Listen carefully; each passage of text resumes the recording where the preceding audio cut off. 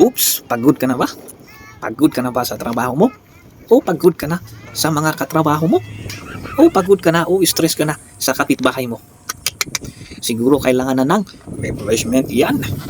At ito, officially open na po ang Banao River for refreshment for swimming dito sa Adunot, Banao, Ambuklao, Bukod, Benguet. Mismong ang ating butihing Congressman Eric Yap ang nag-open, kasama rin ang ating energetic at guwapong kapitan dito sa Ambuklao na si Cap Rinaldo Telio and other barangay officials, and also ang ating mga nasisiglat na mga auntie at uncle dito sa Banao, Bukod.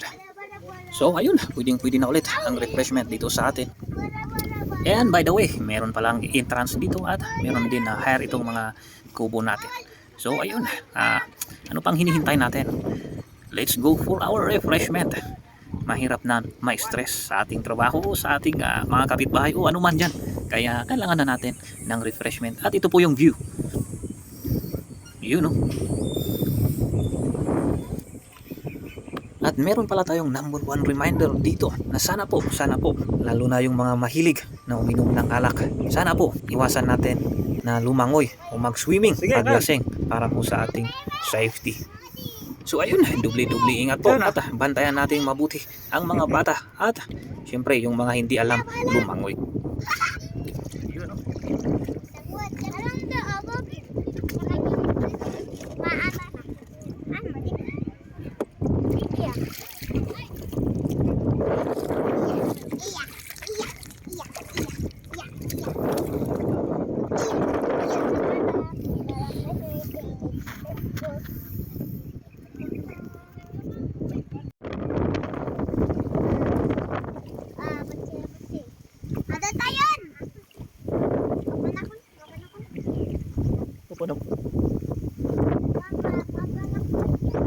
Nakadlis na ita, kahit juga malmas dito.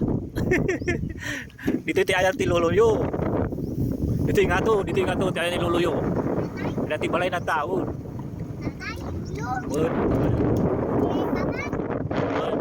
Bayagan.